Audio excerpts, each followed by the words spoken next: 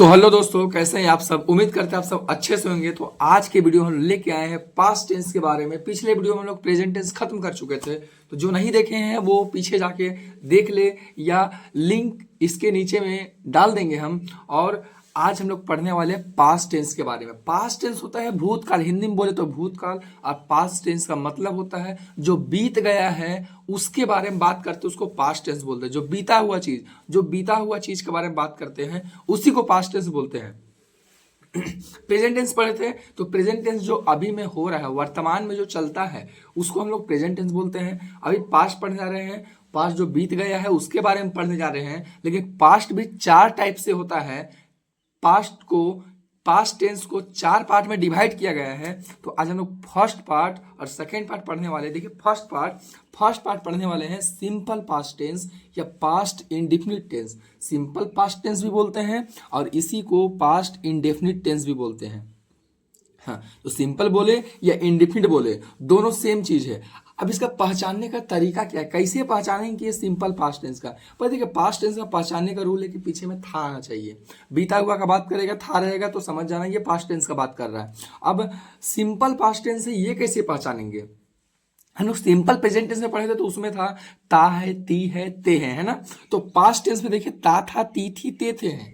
एकदम आसान रूल है पहचानने का। एक टेंस बस फर्स्ट वाला अच्छे से पढ़ लीजिए ना, प्रेजेंट का वही पास्ट में है पहचान। बस था लगा है इसमें, उसमें ता है था प्रेजेंट में, इसका में ता था है, ता था, ती थी, ते थे, या ए ई। जैसे में वो स्कूल जाता था, वो स्कूल जाती थी, वे लोग घूमने जाते थे, उसने खाना खाया, वे लोग मेला गए, वह खाना बनाई। तो लास्ट में ई आया ना, या ए ई भी आ सकता है और ता था भी आ सकता है। तो ये पहचान है सिंपल पास्ट टेंस का। अब इसका फॉर्मूला देखिए, फॉर्मूला क्या होता है। फॉर्मूला अगर प्रेजेंट टेंस बनाते तो यहाँ वर्ब 1 और वर्ब 5 लगता था ना। इसमें ओनली वर्ब 2 का यूज करना है। Subject plus verb 2 plus object, subject plus verb 2 plus object. और अगर नेगेटिव बना रहे हैं तो कभी भी अगर नोट आता है ना नेगेटिव का, तो बिना हेल्पिंग वर्ब के नहीं आता है। तो हेल्पिंग वर्ब किसको लेके आएगा पास्ट टेंस में, डिड। प्रेजेंट टेंस में डू या डज था, पास्ट टेंस में डिड। तो सब्जेक्ट डिड नोट और तब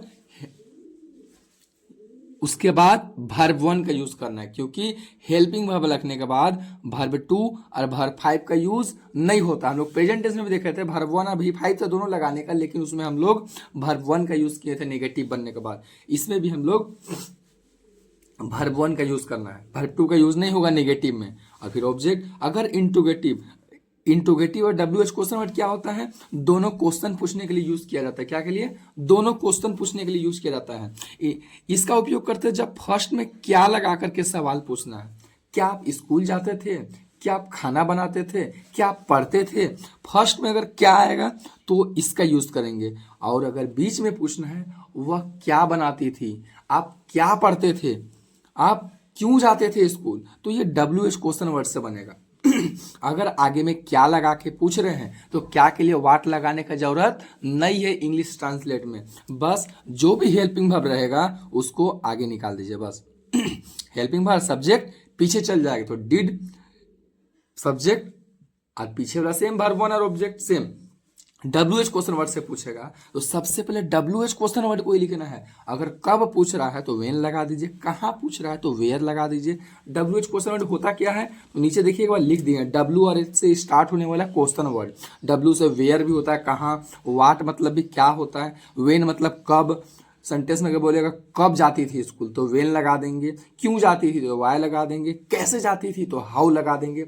ये सब डब्ल्यू एच से स्टार्ट होने वाला क्वेश्चन वर्ड है।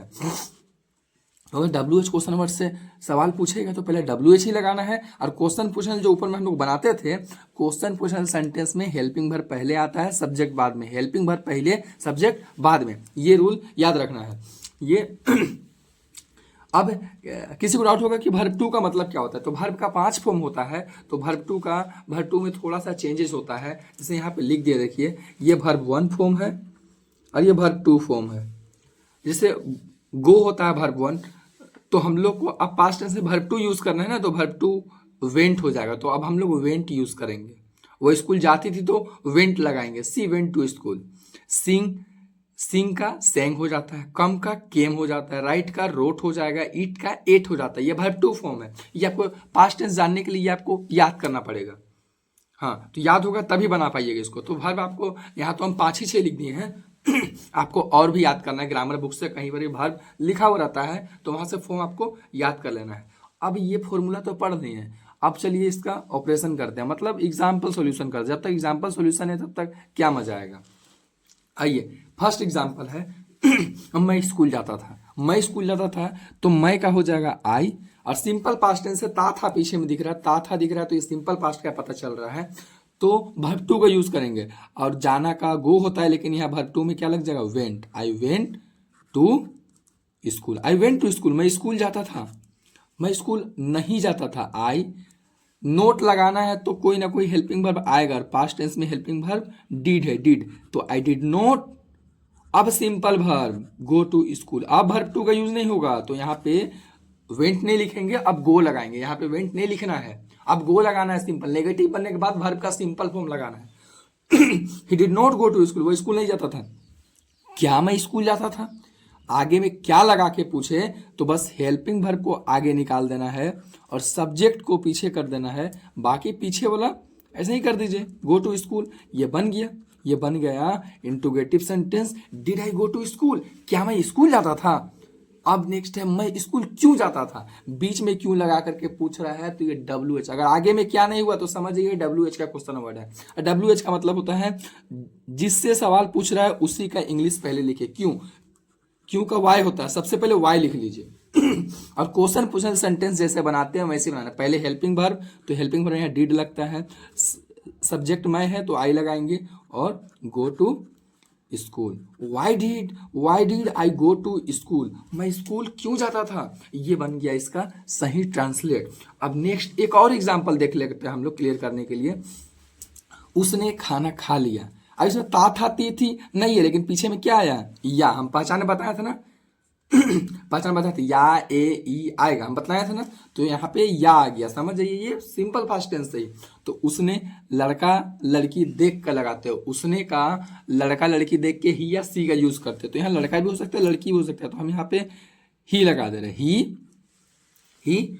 और खाना का ईट होता है ना, लेकिन वर्ब टू फॉर्म क्या हो जाएगा, एट, और ये वाला खाना का भोजन का हो जाता है फूड। ही एट फूड, उसने खाना खा लिया, उसने खाना खा लिया। उसने खाना नहीं खाया, तो ही हेल्पिंग वर्ब के साथ नोट लगे, ही डिड नोट। अब वर्ब का सिंपल फॉर्म लगेगा, eat food. He did not eat food, उसने खाना नहीं खाया।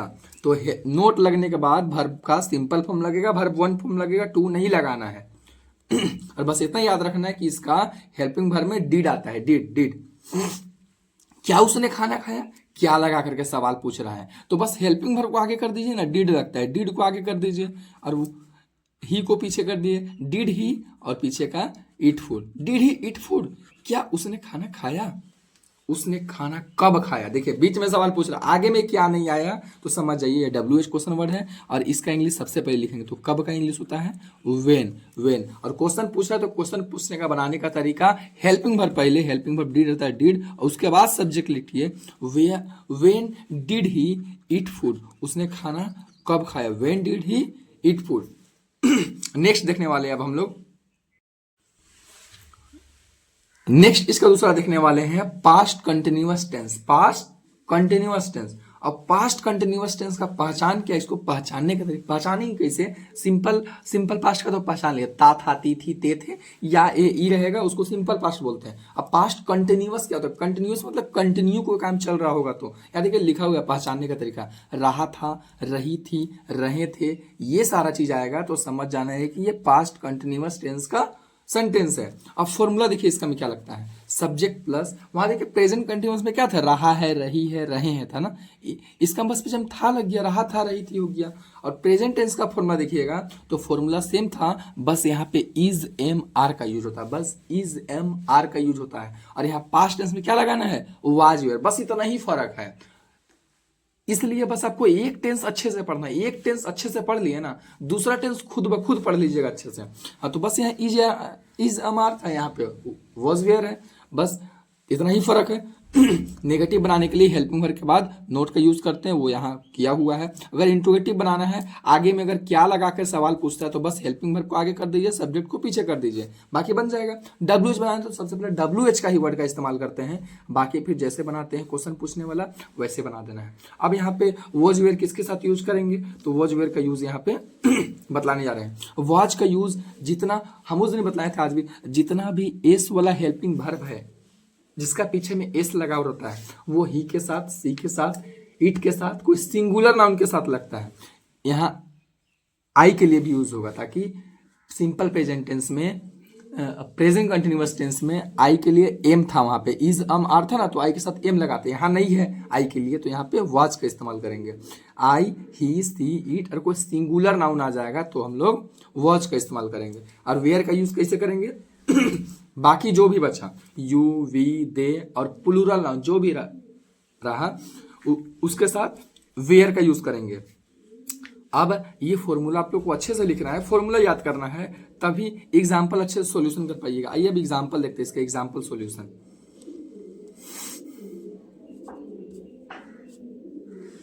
एग्जाम्पल, वह क्रिकेट खेल रहा था, पीछे में रहा था, रही थी, समझ जाना है कि ये पास्ट कंटिन्यूअस टेंस का है। वो क्रिकेट खेल रहा था तो वह का सबसे पहले ही लगाएंगे। यहाँ हेल्पिंग वर्ब वॉज वेयर लगता है, ही के साथ वॉज लगा देंगे। और खेलना का प्लेइंग और क्रिकेट खेल रहा था तो cricket, he was playing cricket, वो क्रिकेट खेल रहा था। वो क्रिकेट नहीं खेल रहा था, बस हेल्पिंग वर्ब के बाद एक नोट का यूज कर देना है। He was not playing cricket, he was not playing cricket, वो क्रिकेट नहीं खेल रहा था। पूछता है क्या वो क्रिकेट खेल रहा था, क्या से सवाल पूछ रहा है, तो बस हेल्पिंग वर्ब को आगे निकाल दीजिए और सब्जेक्ट पीछे कर दीजिए, बाकी बन गया सवाल पूछने वाला sentence. Was he playing cricket, क्या वो क्रिकेट खेल रहा था, वॉज ही प्लेइंग क्रिकेट। वो अब नेक्स्ट है, वो क्रिकेट कहाँ खेल रहा था। आगे में क्या नहीं आया, बीच में से सवाल पूछा है तो ये WH वाला क्वेश्चन वर्ड है। कहाँ का इंग्लिश सबसे पहले लिखिए वेयर, कहाँ का इंग्लिश वेयर। और जैसे बनाते हो क्वेश्चन पूछने वाले में हेल्पिंग वर्ब पहले आ जाएगा और बाद में सब्जेक्ट आएगा, ऐसे कर लेते हैं। Where was he playing cricket,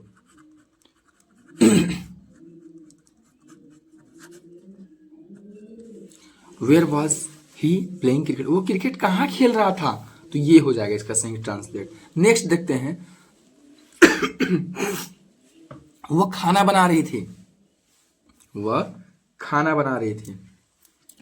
लड़की है तो वह का सी लगेगा, सी के साथ भी वॉज लग जाएगा। सी वॉज कुकिंग, खाना बनाना का क्या होता है, कुकिंग फूड।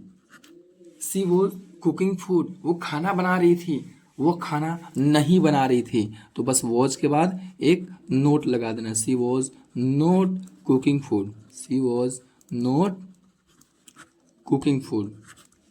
नेक्स्ट है, क्या वो खाना बना रही थी। अगर क्या सवाल पूछता है तो बस हेल्पिंग वर्ब आगे कर दीजिए, सब्जेक्ट पीछे कर दीजिए, ये बन गया क्या से पूछने वाला सेंटेंस। सवाल बन गया क्या से पूछने वाला। वो सी कुकिंग फूड, क्या वो खाना बना रही थी। नहीं बोलता है कि बोलते हैं हम लोग कि अरे उससे मिलने गए थे ना, वो खाना बना रही थी उस समय, हाँ तो खाना बना रही थी। सी वॉज कुकिंग फूड, बोलते हैं ना वो खाना बना रही थी, तो बोलते हैं सवाल पूछते क्या वो खाना बना रही थी, वो सी कुकिंग फूड, यस हाँ बोल सकते हैं। वो खाना कब बना रही थी, आगे में क्या नहीं आया, बीच में कब लगा के पूछ रहा है, WH क्वेश्चन वर्ड है। कब का इंग्लिश सबसे पहले लिखना है वेन वॉज सी, क्वेश्चन पूछ रहे हैं तो हेल्पिंग वर्ब पहले बाद में subject. When was she cooking food, वो खाना कब बना रही थी, तो बोलेंगे अरे इवनिंग टाइम में, इवनिंग में, नाइट में, 8 o'clock में, 7 o'clock में, टाइमिंग बता सकते हैं। कोई पूछ रहा है खाना कब बना रही थी, तो when was she cooking food.